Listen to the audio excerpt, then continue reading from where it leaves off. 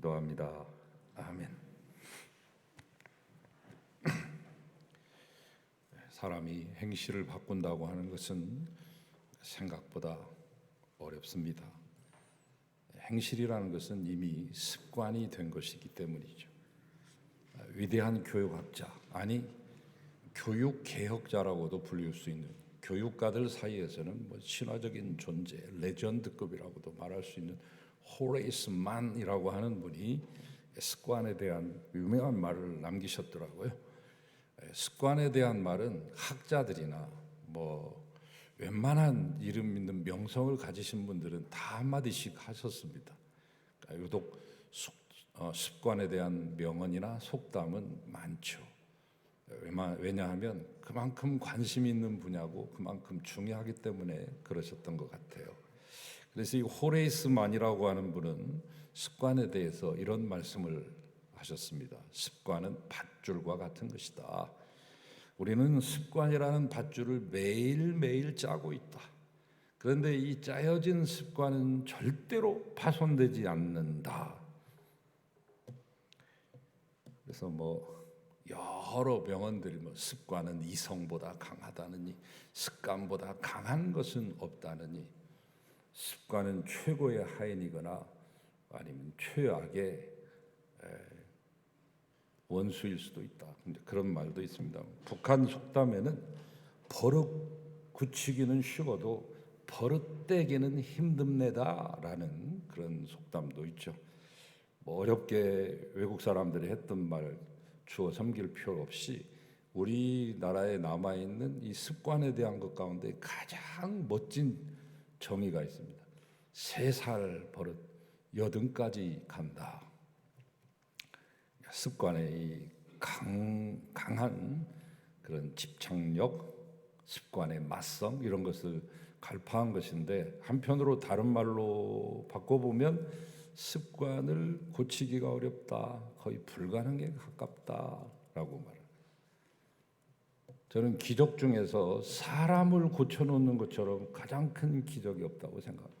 흔히들 우리가 경제적인 논리로, 매니지먼트, 이 경영학의 논리로 교회도 그런 식으로 운영하려고 하는 사람도 많고 그런 것들을 좋아하시는 분도 계십니다만은 경영학의 논리로 말하면 체제를 잘 구축하고 시스템을 재정비해가지고 새롭게 하면 모든 것이 다 될 것이라고 하는 그런 생각을 흔히 하기 쉽습니다만, 이게 시스템이라는 게 뭐예요? 사람이 하는 거예요. 이 시스템을 구축하고 그 틀을 받쳐주고 있는 게 인간들이 하는 거라고요.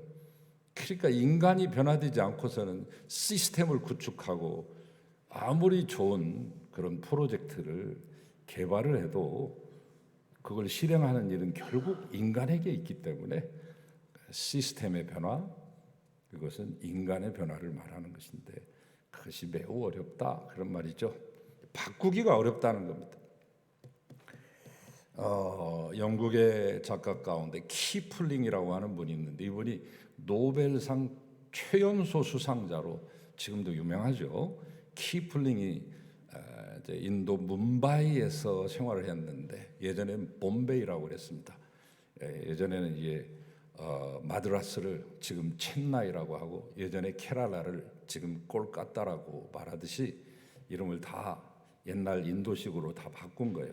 영어로 바꾼 것을 bombay에서 뭄바이로 말합니다만, 여기에서 어릴 때 자라다가 다시 고국인 영국으로 돌아와서 이 작품을 썼죠. 세계적인 베스트셀러가 돼서 100년이 넘는 기간 동안에 많은 사람들의 인구의 회자가 되기도 하고, 이것이 애니메이션으로 거의 2년에 한 단위씩 애니메이션화 되기도 하고 실사판으로 나오기도 했죠. 그 이름도 유명한 정글북 아닙니까? 이 정글북의 주인공은 모글리라고 하는 어린이죠. 일찍이 숲속에 버려졌다가 늑대 무리에 발견되어서 늑대 속에서 자라가지고 늑대처럼 자라는데, 나중에는 결국 자기 자신을 자각하게 되고, 그리고 그 정글에 이 사악한 악당으로 대표되는 슈어칸이라고 하는 호랑이를 처치하면서 정글의 평화를 가져오고 정글의 관리자가 되고 정글의 통치자가 되는 그런 호쾌한 히어로물이죠. 영웅담이라고 보시면 되겠습니다.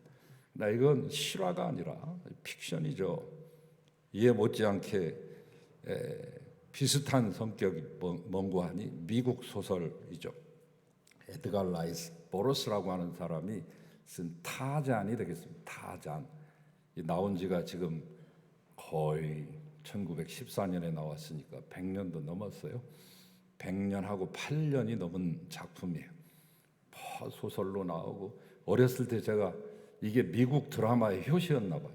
연속극 같이 일주일에 한 번씩 하는데 타잔하는 시간만을 그렇게 기다렸어요. 600만 불의 사나이도 있고 소모즈도 있었지만 저는 타잔을 제일 좋아했습니다. 배트맨도 있고 로빈도 있었지만 타잔을 좋아했어요. 특별히 그 막 외치는 아 하고 외치는 타잔 보이라고 하는 그 팝송도 있어요. 타잔이 외치는 그 발성법을 그대로 넣어가지고 공전에 히트를 했던 그런 앨범도 있습니다만은 아무튼 뭐 이 칭농쿨 타고 다니면서 막 소리 지르고 이 정글의 평화를 이루고 문명인들이 와가지고 거기를 뒤 흔들려고 하면 문명인들과 싸워가지고 이 정글의 평화를 지켜낸다고 하는 타잔도 역시 어릴 때 돈 많은 아버지의 배를 타고 가다가 선원들이 반란을 일으켜서 어머니를 그 선상에서 죽이고 아버지는 그래도 착한 일 많이 했기 때문에 죽이지 않고 이 아버지하고 이 아들 타잔을 저 정글에다가 그냥 떨궈 놓고 가버리는데 원숭이들이 와서 아버지는 죽이고 이 아기를 잃었던 암컷 원숭이가 이 아이를 보고 내 아이로 삼아야 되겠다 해서 데려가서 키우게 되죠. 원숭이가 키운 사람, 이 타잔. 원래 영국 귀족의 아들인데 해피엔딩이에요. 영어를 열심히 배워서 영어를 마스터하고 그리고 영국 과학자의 딸인 미국 과학자 딸인 제인하고 만나가지고 행복한 삶을 살고 마침내는 영국의 자귀, 귀족의 자기를 다시금 복직시켜서 회복한다라는 해피엔딩. 이것도 역시 픽션이죠. 로마 건국 신화도 픽션이죠.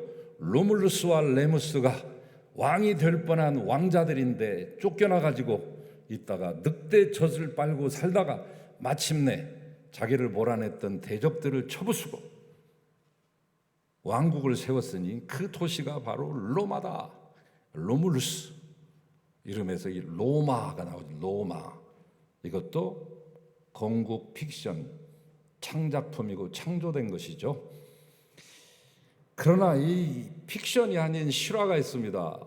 인도에서 고아원 선교를 하시던 싱이라고 하는 목사님 부부가 캘커타에서 서남쪽으로 약 100km 떨어진 그 정글에 있는 마을을 전도하러 갔다가 한 동굴 옆을 지나가는데 이상한 울음소리, 사람 소리 같기도 하고 늑대 소리도 같기도 해서 희한하다. 늑대 소리는 완전히 아닌데 가보니까 늑대같이 생긴 두 소녀가 있었습니다. 어린 것들이 어머니로부터 버림받아가지고 늑대의 보살핌 속에서 성장했고 늑대와 함께 살고 있으며 늑대처럼 행동하고 있었던 것이죠. 그 당시 인도에서는 관습에 따라서 이 여아가 태어나게 되면 이거 별거 없다. 지금도 인도에서는 여자가 사람 취급 못 받는 겁니다. 불교가 0.8%요, 기독교가 2.4%요. 나머지는 모두 힌두교인데 힌두교가 여자를 인간으로 보지 않는 거죠. 그러니 100년 전이니까 얼마나 더 그렇게 관습에 따라 두 아이를 그냥 정글에다 던졌는데 늑대가 데려다 키운 거죠. 그래서 이 목사님 부부가 데려와가지고 큰 아이가 7살쯤 됐는데 둘째 아이는 2살이고 큰 아이의 이름을 아마라라 하고 그 막내는 카마라라 이렇게 이름을 불렀죠. 고아원에 있는 다른 원아들과 함께 똑같이 키우고 인간으로 환원시켜 보려고 무진애를 쓰고 애정을 가지고 자식처럼, 아니 자식보다 더 귀하게 여겼으나 생각처럼 쉽지 않았습니다. 인간으로 환원 불가능했습니다. 이 야생아들은 네 발로 항상 기어다녔고 두 발로 서는 것은 어쩌다 잠깐 우연적인 우발적인 현상일 뿐 음식을 주면 그냥 혀로 핥고 입으로만 먹고 비바람 불면 밖에 나가서 바깥을 향해서 울부짖는, 그러다 이 두 아이들 한 7년간 지극정성으로 길렀는데 질병에 걸려서 세상을 떠나버리고 말았죠. 인간의 삶을 영위하지 못한 채, 인간이 되지 못한 채 어렸을 때 누구를 바라보고 자랐느냐, 누가 길렀느냐, 어떤 환경에서 자라났느냐 하는 것이 그의 인격을 형성하는 것이죠. 그래서 사람이 되는 것이죠. 짐승 속에서 자라면 짐승같이 된다는 무서운 교훈을 남긴 아주 정확한 역사적 사실. 사람이 변한다는 것이 그렇게 어렵다는 것이죠. 저도 목회를 하면서 성도가 변화된다고 하는 것이 지극히 어렵다는 것을 알았고, 그 성도의 변화야말로 목사의 생활 가운데 가장 큰 영광이요 기쁨이라는 이 두 가지 사실을 알게 되었습니다. 아침형 인간이 좋다고 해서 이 밤잠 많으신 분들이 새벽에 나오려고 눈 비비고 애쓰는 그런 모습도 보았고요. 평생을 그것을 사모하긴 했으나 밤을 새워서 애국가가 나올 때까지 TV를 보다가 주무시거나 밖에 나가서 2차, 3차를 하고 새벽 3시까지 술 마시고는 나와도, 술 마시고 돌아와도 새벽 예배는 못 나오시는 분, 아예 나올 마음이 없는 게 아니라 나오려고 작정했으나 일평생 새벽 기도에 이 교회 문턱 한번 못 넘어보고 돌아가신 분도 무수히 봤습니다. 고치기가 어렵다는 거죠. 술 끊는 거 어려운 일입니다. 담배 끊는 거 기적에 가까운 것입니다. 도박 안 하는 거 그거 어렵습니다. 남의 물건 손대는 거 도벽도 끊기 어려운 것이죠. 자, 오늘 본문은 우리에게 잘 알려진 비유의 말씀이에요. 예수님의 이 성전 정화 사건 후에 예수님의 이 권위에 대해서 묻는 종교 지도자들에 대하여 간접적으로 묘사해 준 세 가지 비유가 있습니다. 오늘부터 나오는데 두 아들 비유, 포도원 품꾼 비유, 그리고 혼인잔치 비유, 이 세 개를 시리즈로 말씀해 주시죠.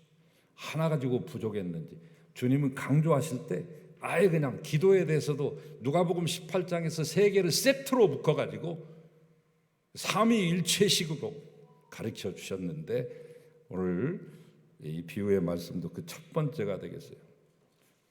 아시다시피 스토리 아시죠? 두 아들이 있었다. 큰아들에게 아버지가 말했다. 야, 너 오늘 포도원에 가서 좀 일 좀 해야 되겠다. 예, 갈게요. 이렇게 대답해놓고 가지 않았습니다. 둘째 아들에게 야, 너도 네 형 따라서 포도원 가서 일 좀 해라. 아유, 저 못 가는데요. 확실하게 거절했습니다. 그러다가 한참 뒤에 생각하니까 잘못한 것 같아서 뉘우치고 갔다. 이 두 가지 얘기를 해주고 있잖아요. 괜히 그 말씀하신 거 아니에요. 당시 종교 지도자들을 향한 말씀이고 현재 저하고 여러분에게 주신 말씀인데, 자, 그 바다들은 보면은 상당히 이 처세술이 뛰어나요. 체면과 그 체면 치레로 살아가는 약간 그런 위선적인 사람이라고나 할까? 포도원에 가서 일하라고 할 때 아버지의 심기를 불편하게 해드리지 않으려고 네 하고 그것도 아주 공손하게 말했습니다. 지극히 처세적이죠. 순종하는 것 같지만 순종하지 않는 삶이죠. 겉으로는 순종하는 좋은 맏아들 같지만 남이 볼 때는 아버지에게 예의를 차리는 효자 같지만 실상은 아버지의 명령을 거역하고 있는 자, 아니 처음부터 순종할 마음이 없는 자죠. 지식으로는 순종했습니다. 말로써도 순종했습니다. 형식적으로 순종했습니다. 예절적으로 예의적으로 볼 때 순종한 것 같았습니다. 아마 누가 그에게 그렇게 물었다면 대답을 그는 이렇게 말했을 겁니다. 아, 제가 대답한 거요? 그 놓친 내 마음 섭섭하게 애드릴 수가 없어서 그냥 간다고 말씀드린 거예요. 그러나 이런 효도에는 문제가 있죠. 오늘도 보면 한다고 하면서 하지 않습니다. 거룩하다고 하면서 거룩한 것이 없습니다. 사랑한다고 하면서 사랑한 것도 없습니다. 봉사한다 하나 말뿐입니다. 준다고 했지만 무엇을 준단 말입니까? 아무것도 없습니다. 그렇게 하고 그저 허세와 허상으로 살아가는, 폼생폼사로 살아가는, 아는 것도 없고 되는 것도 없고 한 것도 없는데 다 된 것처럼 적당히 퉁치며 살아가는 삶, 훌륭한 것 같으나 실상이 없고 내실이 없습니다. 경건의 모양은 있으나 경건의 능력을 갖추지 못했습니다. 여러분, 하나님의 의로우신 심판대 앞에 우리가 다 서게 될 텐데 너 무엇 했느냐?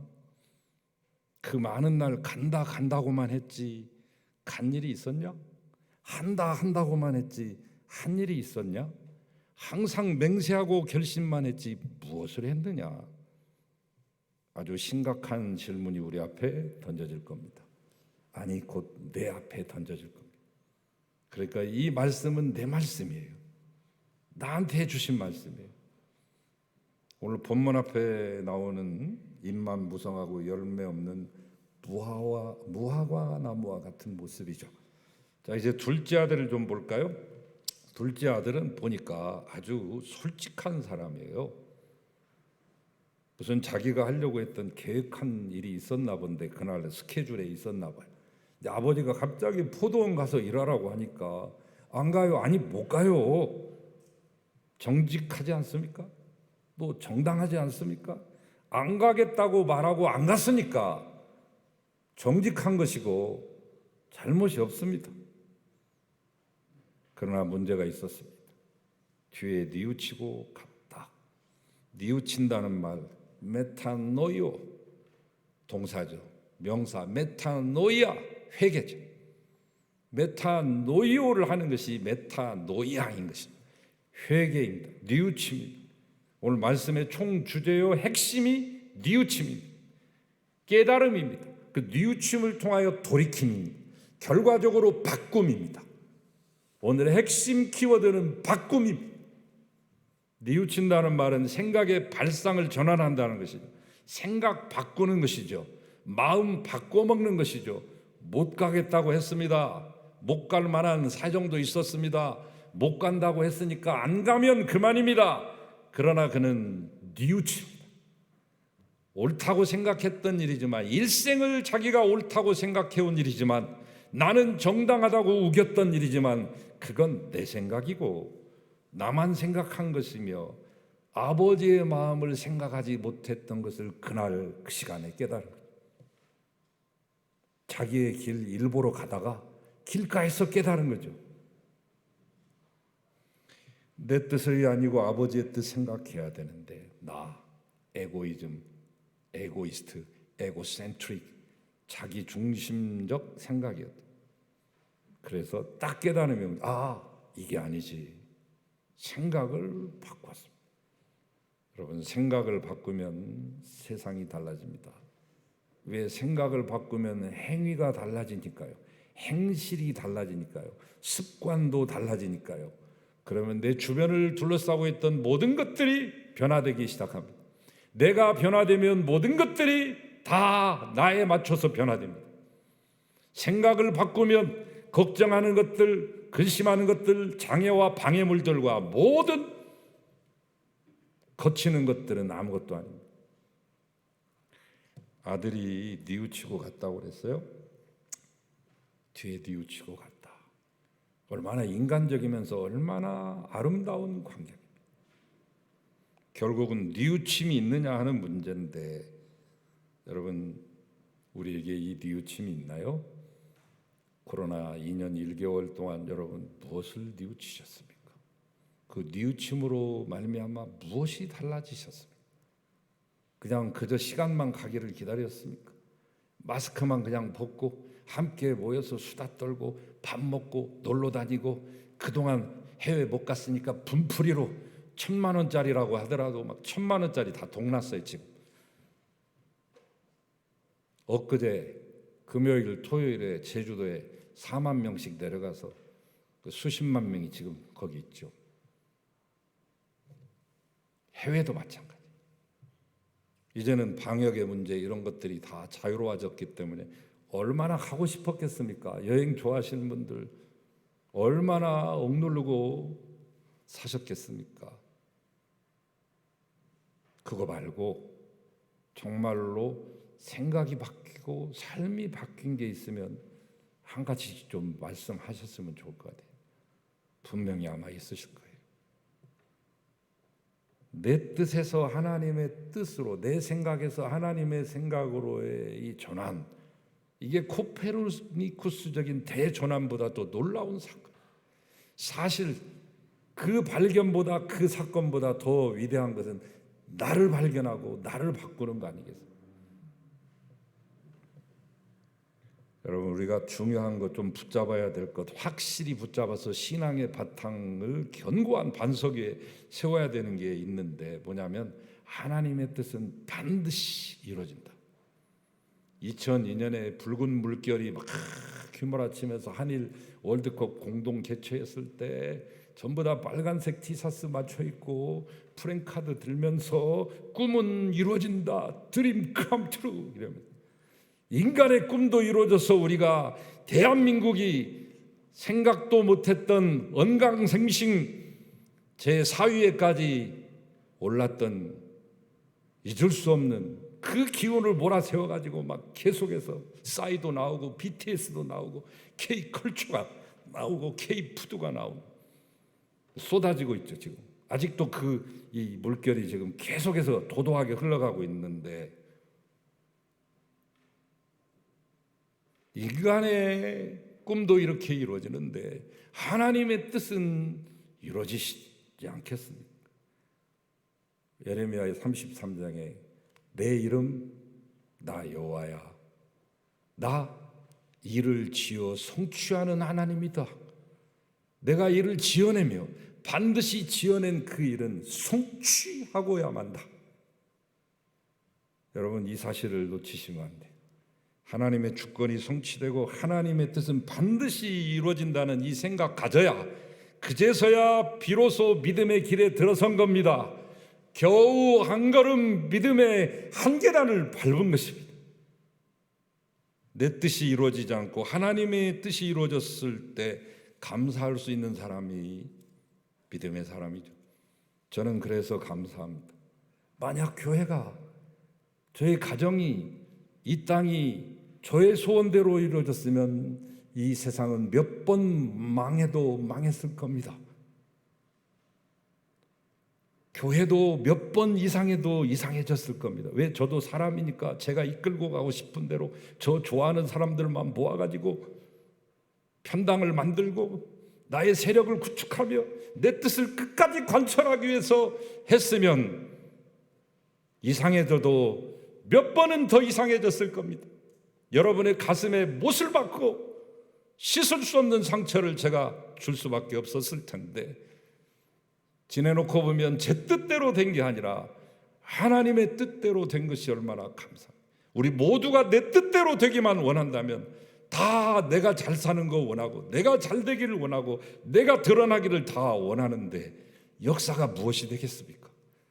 그래서 저는 제가 기도한 것이 이루어지지 않은 것도 감사합니다.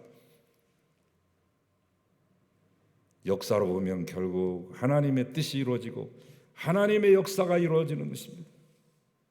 우리는 거기에 쓰임받다가 잠시 스쳐가는 바람과 같은 존재. 오늘 본문 말씀은 예수님께서 예루살렘 성전에서 성전 깨끗하게 하실 때 제사장들이 단체로 나와가지고, 제사장만 온 게 아니에요. 2주 전에 말씀드린 사내들인 공회의원 70명이죠. 그 대제사장이 의장 나시고요. 그럼 71명인데 바리새인 22명, 제사장 사독 계열 24명, 장로 계열 24명 다 있는데 이 세 부류가 다 함께 나온 거예요. 그리고 도전적인 질문을 했습니다. 왜? 그들의 밥상이 엎어지는 것을 봤으니까. 눈이 뒤집히는 거죠, 여러분. 여러분, 소상공인들이 지난 코로나 때 왜 눈이 뒤집혔어요? 자기들의 밥상이 뒤집어지니까. 강남에 큰 빌딩을 가지고 있고 아파트를 가지고 있고 수십억을 호가하는 그런 분들이 집값이 내려가면 눈이 다 뒤집히는 거예요. 그래서 다 한마음이 되는 거예요. 정치적인 이념과 사상 이런 거 다 상관없어요. 내 밥그릇이 깨지니까. 여러분, 그들은 두 눈을 뜨고 자기 밥그릇이 깨지는 그 현상을 지켜봐야만 했던 거죠. 환전상 뒤집어 엎죠. 비둘기 때 날아가죠. 자기들 다 생계하고 관련돼 있잖아요. 환치기 해가지고 거기서 이윤을 5배, 8배 남겨놓고 동물들 자기들 전용 판매하는 그 동물 판매소까지 만들어서 거기서 어마어마한 이득을 누리고 있는데, 이것이 다 하루아침에 날아갔으니까 눈이 뒤집혀가지고 핏대를 내세우면서 살기 등등하게 나온 것입니다. 당신 무슨 권위로 이러는 거요? 이렇게 성경에는 점잖하게 말했지만 실제는 그렇게 말 안 하죠. 당신이 이 생난리를 피웠는데 뭘 믿고 이렇게 설치는 거야? 이런 겁니다. 그때 예수님이 받아쳤죠. 내 권위가 어디서 왔냐고? 그러면 내가 먼저 한번 물어보지. 요한의 권위는 어디서 왔냐? 이들은 머리를 맞대고 고민에 빠집니다. 뭐라고 대답해야지? 요한의 권위가 하늘로서 왔다고 하면 하늘에서 온 분을 왜 때려 죽였냐 말할 것이고, 요한의 권위가 땅에서 왔다고 하면 요한의 권위가, 이 인기가 하늘을 찌르고 있는데 잘못하면 이 백성들 민난 일어나고 여기서 우리는 집에도 못 돌아가고 퇴근도 못하고 돌 맞아서 죽는다. 아무 말도 하지 말자. 상의해봤어? 우리가 했습니다. 그 요한의 권위가 어디서 왔다는 거예요? 당신들 말 못합니다. 그래요? 그럼 나도 말 안 할게요. 그러면서 하신 3가지의 비유 가운데 첫 번째 등장하는 비유가 오늘 이 말씀입니다. 여러분, 그들이 파워 엘리트들이고 사내들인 구성원입니다. 최고의 가장 경건하고 유대인 가운데 가장 거룩하며 가장 실력 있는 사람들이 모여있는 그들 앞에서 예수님은 청천벽력과 같은 말씀을 하시잖아요. 세리와 창기가 너희들보다 먼저 하나님 나라 갈 것이다. 여러분, 어떻게 이 말하고 살아남을 것을 기대하실 수 있었을까? 예수님도 이게 완전히 죽을 각오하고 하시는 거지. 일사각오로 그들이 그냥 핏발이 서가지고 했는데 예수님도 거기에 조금도 기세가 눌리지 아니하고 맞받아치면서 하는 말입니다. 너희는 뉘우침이 없고 위선에 빠져 있지만 이 사람들은 비록 세리와 창녀들이지만 뉘우침이 있다. 여기 마태 봐라. 지난 3년 전에 내가 이 세리였는데 불렀는데 뉘우치고 내 제자 됐어. 여기 저 뒤에 있는 저 여리고, 키가 작아서 잘 안 보이지만 저기 있잖냐. 여리고에서 며칠 전에 내 제자가 돼서 올라왔다. 이 앞줄에 있는 몸을 팔던 창녀인 저 여인도 어제는 창녀였지만 이제는 제자가 되어서 너희들 앞에 서 있다. 그러나 너희들은 끝까지 뉘우칠 줄을 몰라. 고로 너희는 창녀와 세리가 너희들보다 먼저 하나님 나라에 간다는 사실을 알아야 된다. 굉장한 말씀입니다. 그들은 심히 분개했습니다. 그래서 세리와 창녀들을 그들은 발바닥 아래로 보고 보잘것없는 것들, 빌어먹을 것들, 천한 것들로 여겼습니다. 구약 성경에는 이런 사람들을 가리켜 암하레치, 암은 백성을 말하는 사람, 하레치 땅의 사람이다 이 말이에요. 신약 시대에 와서는 이게 라오스와 오클로스로 나뉘어서 해요. 똑같은 백성인데 이 감이 다른. 아리스토텔레스가 정치학 책에서 데모스와 오클로스를 얘기했죠. 데모스. 그 전에는 아르케라고 하는 최고의 왕족과 귀족들만이 하던 정치를 데모스, 일반 백성들이 할 수 있다. 여기서 데모크라시, 우리의 이 민주주의가 나온 겁니다만 이 신약 성경에는 2가지를 더 자세하게 말하고 있어요. 라오스 한 1500번 정도 나오는 용어입니다. 오클로스 한 50번 정도 나오는 것입니다. 라오스는 국민, 주권이 있는 국민을 말하는 거예요. 나라의 보호를 받는 이 보호권 아래에 있는 국민 전체를 퉁쳐서 말할 때 라오스라고 말하면, 우리로 말하면 국민이에요. 그러나 이 오클로스는 이 사람들이 받는 모든 세금 면제 혜택에서부터 모든 특권에서부터 모든 복지에서부터 의료 서비스에서부터 다 떨어져 있는 사람들, 국외자들, 번외자들, 소외자들, 이들을 가리킬 때 오클로스를 말하는, 예수님은 바로 라오스의 친구이기도 하지만 가장 이 오클로스의 친구가 되셨다. 이것의 초점이 마가복음 아니에요. 그러니까 가장 경건하고 거룩하다고 자부하던 그들에게는 참을 수 없는 치욕이요 모독이죠. 근데 예수님은 참으로 사람 보는 눈이 무섭습니다. 우리가 보지 못하는 내면까지 아니까. 네가 무화과 나무 아래서 율법서를 읽고 있는 것을 내가 보았노라. 나다나엘에게 하신 말씀 아니에요. 예수님하고 나다나엘이 시간적으로 공간적으로 완전히 떨어져 있을 그 당시 예수님은 딴 곳에 계셨는데 이 사실 앞에 완전히 무릎 꿇은 거 아닙니까? 나다나엘이. 무화과 나무에서 뭐예요? 무화과 나무 이파리가 많기 때문에 공부하기가 제일 좋은 장소예요. 그 당시에 학생들과 랍비들은 무화과 나무 아래서 책 읽는 것이 최고의 영광이고 기쁨이고 특권이죠. 이 나다나엘이 그러고 있었다는 것이죠. 예수님의 꿰뚫어 보는 눈은 무섭습니다. 여러분, 생각을 바꾸셔야 됩니다. 예수님은 세리냐 창리냐를 묻지도 따지지도 않으셨어요. 뉘우침이 있는 사람이 하나님의 자녀라고 말했고, 내 말대로 행하는 자가 곧 나의 형제요 자매니라 말씀했어요. 우리가 바꾸는 것이 얼마나 어렵다는 것을 제가 새삼 강조해도 지나침이 없습니다만, 리모델링, 물건이나 건축을 주로 새로 바꿀 때 쓰는 말이죠. 리폼, 옷 같은 것을 고쳐 입어도 리폼이고, 종교 개혁할 때 그것도 리포메이션이라고 말합니다. 리노베이션, 혁신, 변화, 이노베이션도 있지만 훨씬 더 강렬한 표현이 리노베이션. 리모델링하고 리폼하고 리노베이션 하는 거, 물건만, 건축물만, 사물만이 아니라 사람도 리모델링하고 리폼하고 리노베이션 해야 되는데 이게 가장 어렵다는 것이. 여러분, 우리가 제3의 아들이 있으면 얼마나 좋냐 하는데 저는 그거 그렇게 환영하지 않습니다. 가겠다고 해놓고 가는 사람, 셋째 아들이 있으면 얼마나 이 모범답안이냐 하는데 그런 사람 저는 있지도 않다고 봐요. 만에 한 명 제가 봤을까? 그런데 사실 진짜 인간적인 것은 둘째 아들 아니에요. 우리가 할 수 있는 것도 둘째 아들 역할 아니에요. 셋째 아들은 아예 어렵고 처음부터 해서 초지일관해가지고 변함없이 일편단심 민들레로 계속해서 그렇게 살기란 쉽지 않습니다. 그렇다면 우리가 선택할 것은 두 개인데 첫째 아들이 되든지 둘째 아들 돼야 될 거 아닙니까? 첫째 아들은 돼서는 안 되는 존재이고 둘째 아들은 되어도 되는 존재입니다. 둘째 아들이라도 해야 됩니다.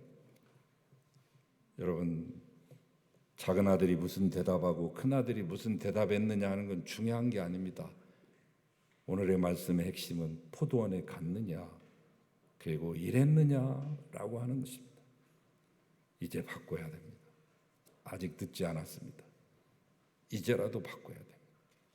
나폴레옹이 병영에서 야간 순찰을 하다가 막사 안에서 흘러나오는 병사들의 소리에 귀가 솔깃해서 가까이 가서 귀를 대고 들어보니 그놈들이 자기 이름을 부르며 욕을 하고 있는 거예요. 감히 황제요 장군인 자기, 이 보나파르트 그 나쁜 놈, 비열한 놈, 여자만 또 못한 놈, 두 번 다시 상종하지 못할 놈. 이런 대충 이런 내용인데 이 말을 하는 한 병사의 얘기를 거기 있는 다른 병사들이 야야 그런 말 하지 마라 이렇게 하는 것도 아니고 다 동조하는 거예요.